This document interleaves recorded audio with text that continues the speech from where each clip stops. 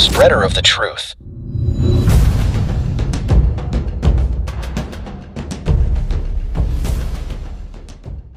Magandang araw po sa inyo mga kaibigan at sa aking mga kababayan. Ako po muli ay bumabati po sa inyo sa pangalan ng Panginoong Hesukristo. At narito muli ang mga ngaral, ang tagapangalat ng katotohanan ay muli po magdadala po sa inyo ng mabuting balita na siyang nasusulat po sa banal na mga kasulatan o Biblia. Wala po ibang katotohanan liban po sa Biblia. Wala akong ibang aklat na dadalhin po sa inyo at walang ibang aklat na magtuturo po sa atin kung paano ang taong maliligtas, kung paano ang taong magmamana ng buhay na walang hanggan o tatanggap ng kanyang mga ipinangako maliban po sa Biblia. Ito lamang po ang magtuturo po sa atin 100%.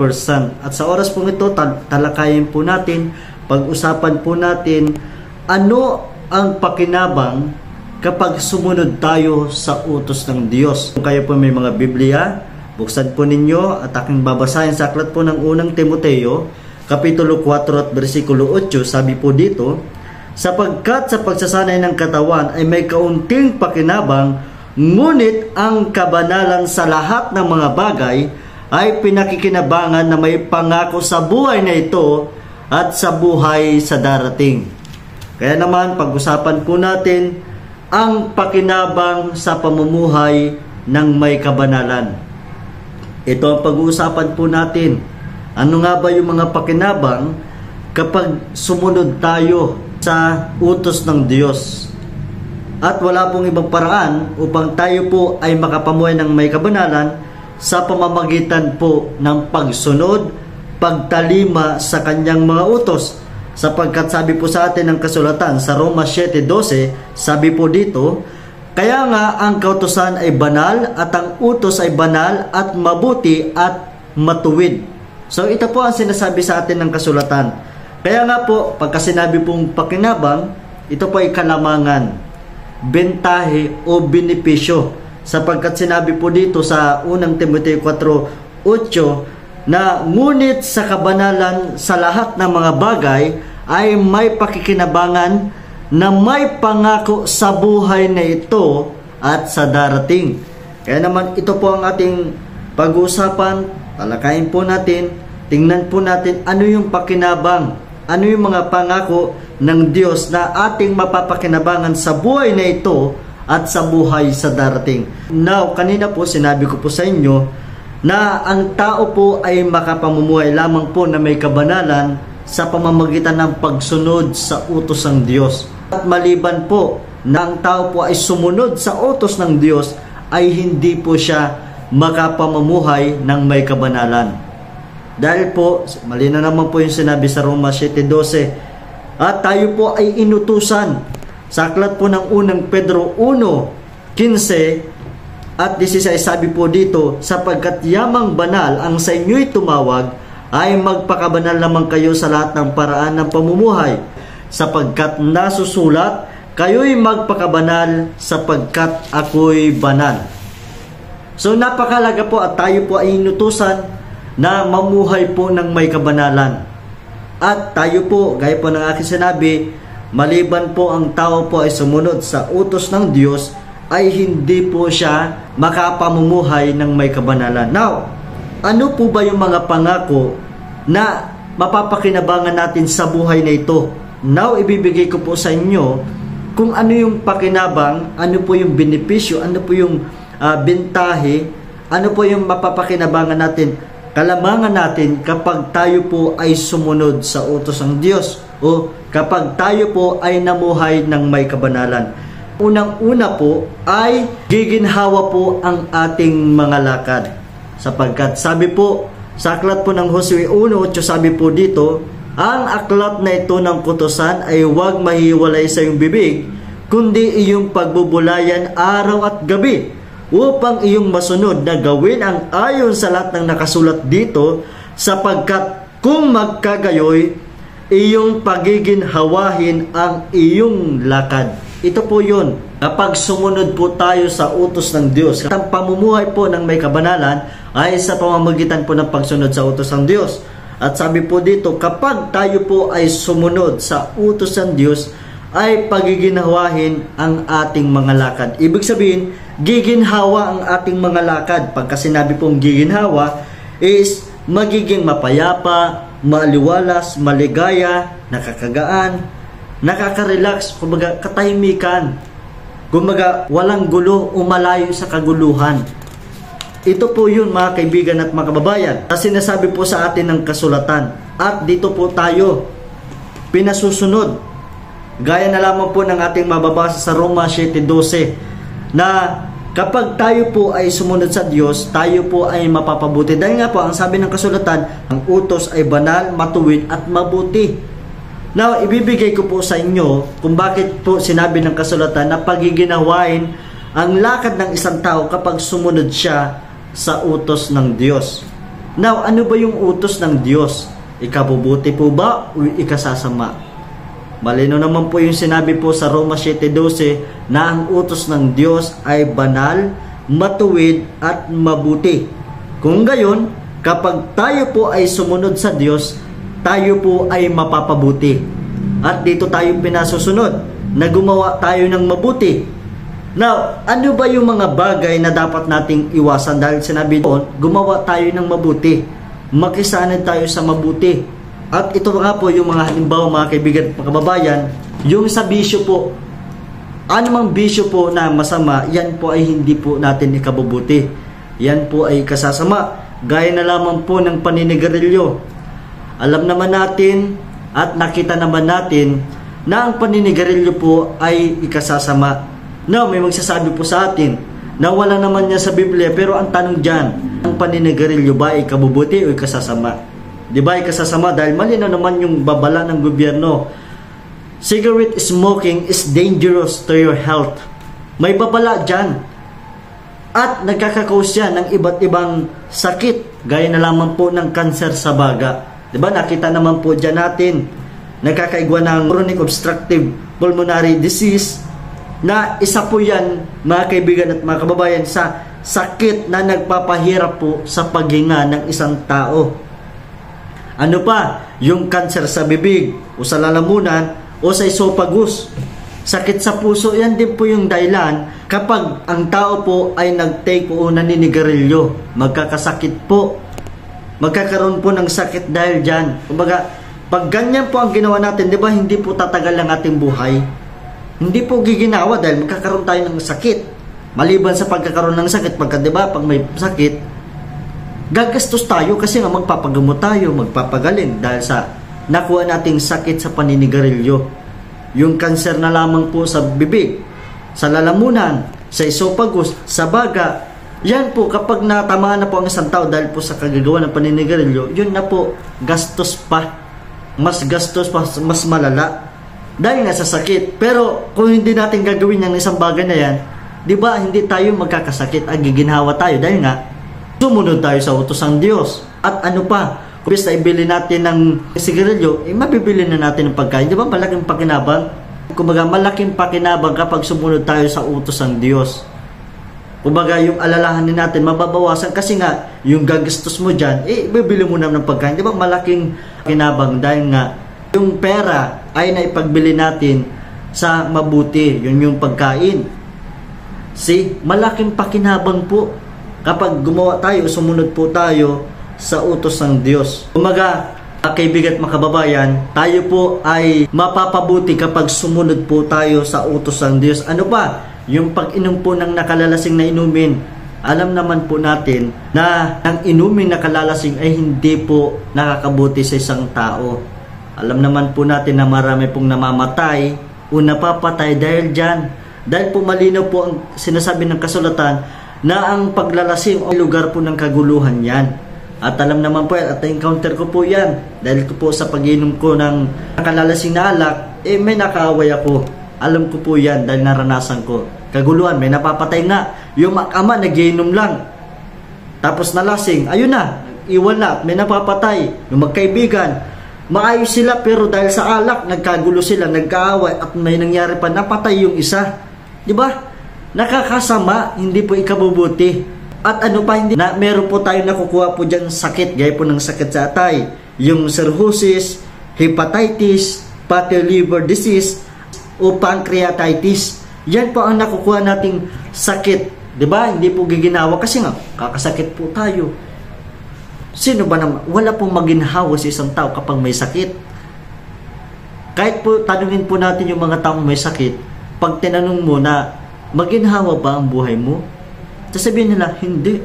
Sino ba naman ang magiginhawahan sa kalagayan kong ito na may sakit? Yung gusto kong pagkain, hindi ko makain. Kasi walang gana, kasi may sakit. Kumaga, yung bibili mo na lang na gamit at pagkain, ibibili mo pa ng gamot. Ipambabayad mo pa kasi na dahil sa sakit. Diba? Kapag hindi po natin gawa na sumunod sa utos ng Diyos, hindi po tayo giginawa ang ating mga lakad. At ang katunayan, mas mapapadali pa po. At ano pa yung pagsusugal? Alam naman natin, yan pong pagsusugal ay hindi po mabuti. Yan po ay may masama. Diba? Marami pong napapatay dahil sa pagsusugal na yan. Isang tao po na nagdayo sa isang lugar, dahil gustong makabawi, talo na. Ayaw na nga kasi nga talo na, hindi makapagbayad. Kaya ayun, pinatay mismo on the spot. At ano pa, yung mga sabong, di ba nababalitaan po sa mainstream media na kung ano ang naidulot ng pagsasabong, maliban po sa sira sa pamilya, gulo talaga, baga pag ibibili na ng pagkain, ipangsusugal pa. Diba, walang naidulot, ibibili nila ng gamot, ipangsusugal pa, at may tendency pa na dahil sa ano na yan, naibenta pa yung mga ari-arian, at meron pong nangyari pong ganyan. At may nangyari pa po na dahil nga po sa lulong na sa ganyang bagay, sa pagsusugal, gaya po sa sabong, napatay, nawawala. Diba, may nabalitaan po tayo sa mainstream media na nawala at hindi na natagpuan pa, hindi na nahanap pa, nasumpungan pa, dahil po nalulong sa pagsusugal. Hindi po natin alam kung ano nangyari. Pero yun po yung history, dahil po sa pagsusugal, dahil po sa sabong. Kumbaga wala pong bagay na inidudulot po na mabuti sa paggawa po ng masama. Yun po yung nangyayari sa atin. Kaya po wala po, hindi po pagiginawain ng ating lakad kapag hindi po tayo sumunod sa Diyos, hindi po tayo gumawa ng mabuti. Hindi sa halip, gumawa po tayo ng masama. Anumang bagay po na masama, yan po ay hindi po mabuti. Vice versa lang po yan, mga kaibigan at mga kababayan. Na nakikita po natin na hindi po mapapakinabangan, hindi po giginawa. Alam mo, talo ka sa pagsabong, talo ka sa pagsusugal, alalahanin kaya yan. Tutulog ka na, iisipin mo saan ka kukuha ng pambayad, may bayarin ka pa, may alalahanin ka, yung pagkain, dahil nga, kumbaga binili mo na ng pagkain, naisugal pa, natalo. Kasi wala po, hindi po maginhawa yan sa pamumuhay. Hindi po, wala pong peace of mind dyan pagdating sa ganyan. Alalahanin pa. Nakikita po natin na hindi po tayo mapapabuti. Hindi po giginhawa ang ating lakad kung tayo po ay hindi po susunod sa utos ng Diyos. Pero hindi po natin yan maialis at di po natin yan maiwasan maliban po tayo na sumunod sa Diyos. Yun lamang po ang tanging paraan. At kung may makatakas man po dyan, wala pa rin pong pakinabang. Bakit? Ginawa niya lang ito hindi dahil sa pagsunod sa Diyos. Siguro nagawa niya dahil takot siya na mamatay, dahil sa sinabihan ng doktor, binalalaan ng doktor na kung hindi mo yan ititigil, mamamatay ka. Kapag hindi ka tumigil dyan sa mga bagay na masama na yan, mapapadali ang buhay mo. Pero kung gagawin po natin yan, dahil sa utos ng Diyos, may gantimpala po, may pakinabang po. Yun po yung kagandahan kapag ginagawa po natin ng isang bagay na ayon sa kalooban ng Diyos. Ano pa? Huwag tayong gaganti ng masama. Sa masama, yan po ay isa sa mga utos po ng Diyos na ating po mababasa sa aklat po ng Mateo, Kapitulo 43 at 44. Yan pa yung utos ng Panginoon na huwag gaganti ng masama, kundi gantihan po ng mabuti. Sabi nga ng Panginoon, sabi nga po natin yan, kapag binato tayo ng bato, batuhin mo ng tinapay. Anong ibig po sabihin? Hindi po literal na babatuhin po ng tinapay. Kundi, kapag ginawang ka po ng masama, gantihan mo po ng mabuti. Now, sa iba't ibang paraan po, may gaganti po natin sa mabuti ang isang tao na gumawa po sa atin ng masama. Halimbawa na lang po, kagawa po sa atin ng masama, nagnakaw, So, paano po natin siya magagantihan ng mabuti? Pamamagitan po mga kaibigan at mga kababayan sa batas yung pagsunod. Dahil nga, diba, may mga parusa naman, yan po ay ikabubuti na papatawan siya ng leksyon, makukulong siya. Yan po ay sa kabubuti po niya. Dahil nga po, kung hindi po natin ipapractice yung mga bagay na yan, mahulit at magagawa niya po yan. Pero kung bibigyan po natin na gagawin natin ng isang bagay na ito, hindi dahil sa upang siya ay mapasama, kundi mapabuti, magandang bagay po yun. At yun po yung sinasabi na kapag binato ka ng bato, batuhin mo ng tinapay. Yun po yun, ikabubuti mo yung pakay mo sa kanya.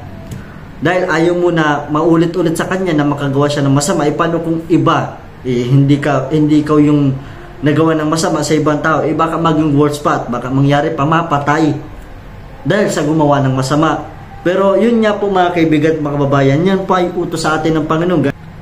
Malinaw po ang sinasabi po sa atin ng kasulatan. Dahil nga po, kapag hindi po natin sinunod ang utos ng Diyos at kapag tayo po ay gumanti ng masama sa masama sa ibang paraan na hindi po ayon sa katwiran, hindi po na ayon sa batas, hindi po ayon sa katwiran ng Panginoon, gulo po yan ang kalalabasan po niyan. Ang mangyayari po niyan, either po na ikaw ang mapatay o siya yung mapatay mo. Kapag ikaw yung napatay, kawawa yung pamilya mo kung may pamilya ka. O yung mga kamag-anak mo. At kapag ikaw po yung nakapatay, makukulong ka. At perwisyo pa sa mga kamag-anak mo o sa yung pamilya. Wala po panalo po dito. At magiging sanilaman po yan ng kaguluhan dahil nga po kapag ginawa mo yung isang bagay, gaganti at gaganti po yan. Kapag ginawa mo yung isang bagay na masama at ginanti mo sa masama ay masama din. Kaya po tayo po ay inutusan ng Panginoon na huwag gaganti ng masama sa masama.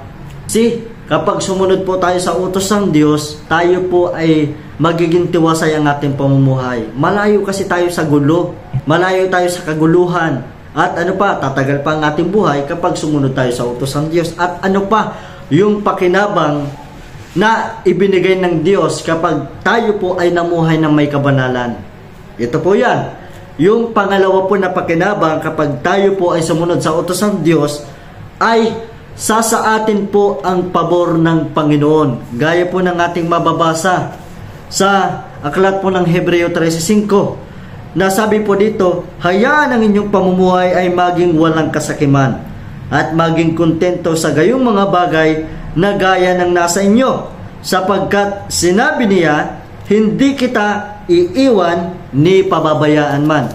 At sinabi po ng kasulatan sa Job Kapitulo 36 at versikulo 7, sabi po dito mga kaibigan at mga kababayan, hindi niya inihihiwalay ang kanyang mga mata sa matuwid, kundi kasama ng mga hari sa luklukan, kanyang itinatatag sila magpakailan paman at sila'y natataas. At sabi pa po ni Apostol Pedro sa kanyang sulat sa unang Pedro Kapitulo 3 at versikulo 12, sabi po dito, sapagkat ang mga mata ng Panginoon ay nasa mga matuwid at ang kanyang mga pakinig ay sa kanilang mga daing. Kumbaga, kapag sumunod po tayo sa utos ng Diyos, kapag tayo po ay namuhay po ng may kabanalan, ang pabor ng Panginoon ay sa atin. Yung lingap ay sa atin.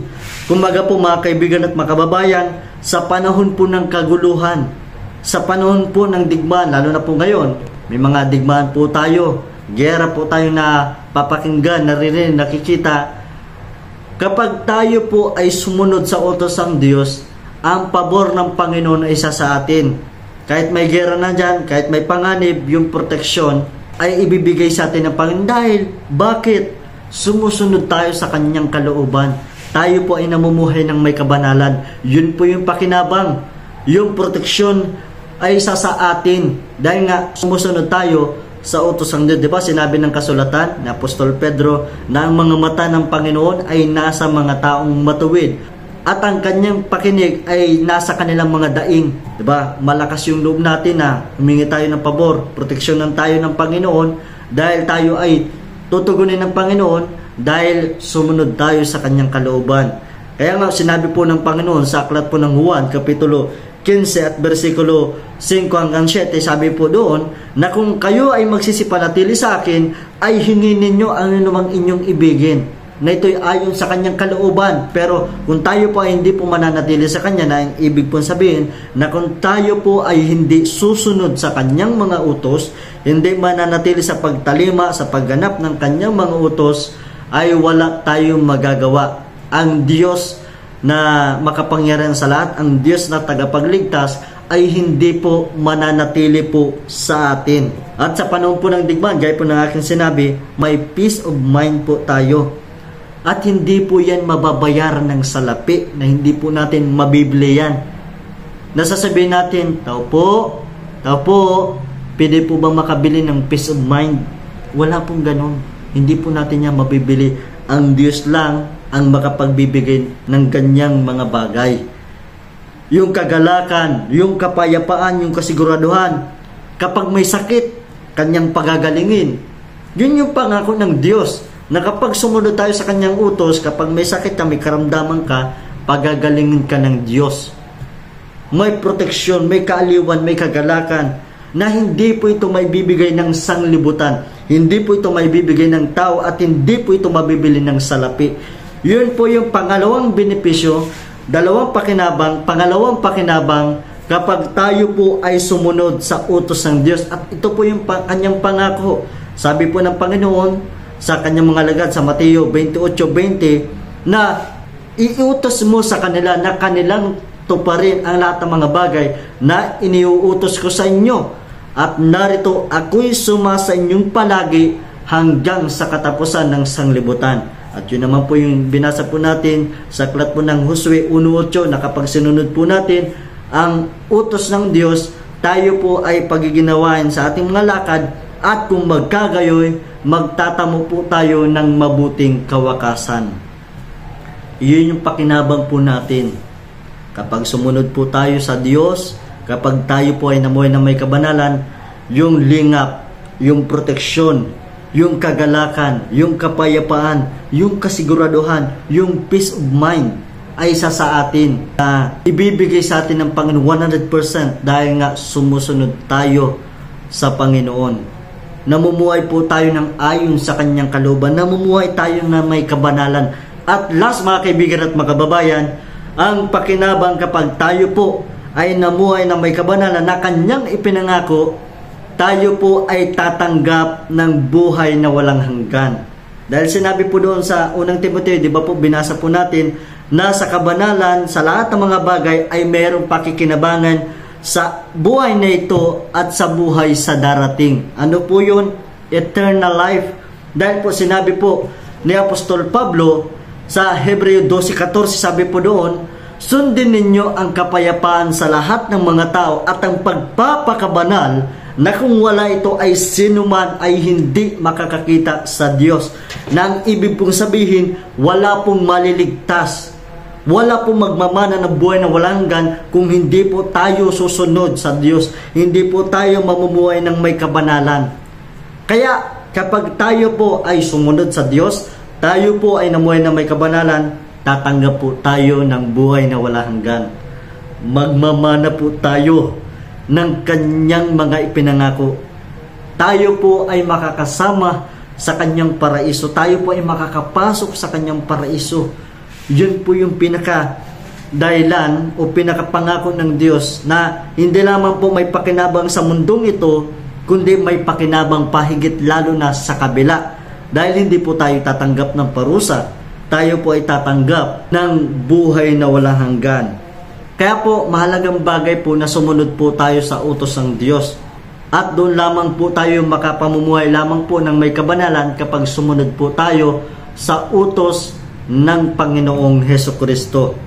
Now, sinabi na po ng kasulatan, mga kaibigan at pagkababayan, na kapag tayo po ay namuhay ng may tuwid na may kabanalan, ay may papakinabangan sa buhay na ito, na maliban po nasa sa atin ang pabor ng Panginoon, hindi lamang po na tayo po ay tatagal ng ating buhay dito, maliban po na pagiginawa ng ating mga lakad, maging mapayapa, malayo sa sakit o anong karamdaman, na gaya po ng saninang masama, tayo po ay tatanggap po ng buhay na walang hanggan. At ito po yung pinakamahalaga, pinaka-importante.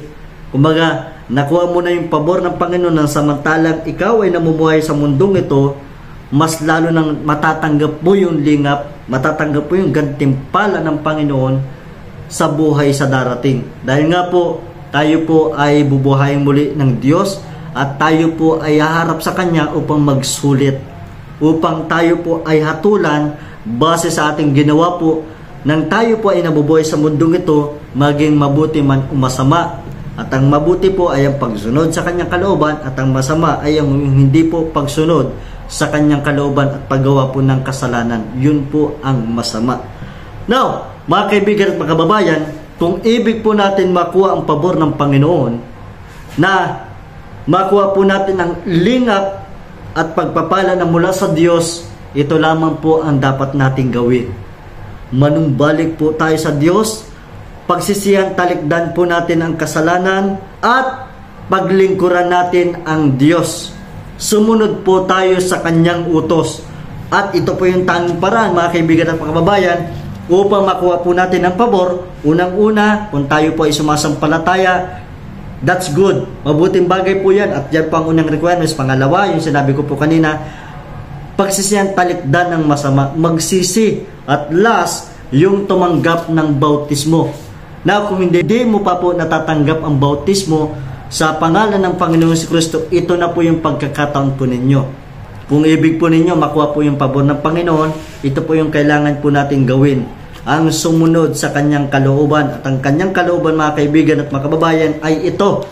Sinabi ng Apostol Pedro sa aklat po ng mga Gawa, Kapitulo 2 at versikulo 38, sinabi po dito, at sinabi sa kanila ni Pedro, magsisi kayo at magpabautismo ang bawat isa sa pangalan ni Jesucristo sa ikapagpapatawad ng inyong mga kasalanan, at tatanggapin ninyo ang kaloob ng Espiritu Santo. Now, ito lamang po yung tanging paraan. Kailangan po natin mabautismuhan. Bakit?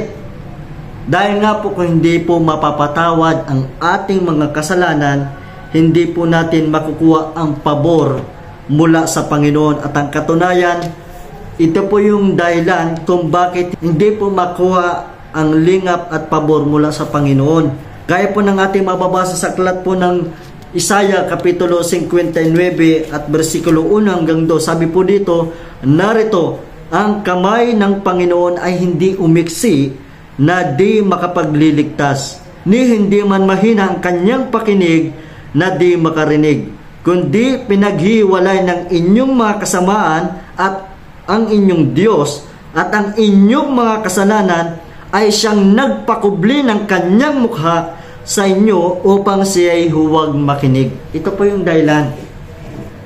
Yung kasalanan.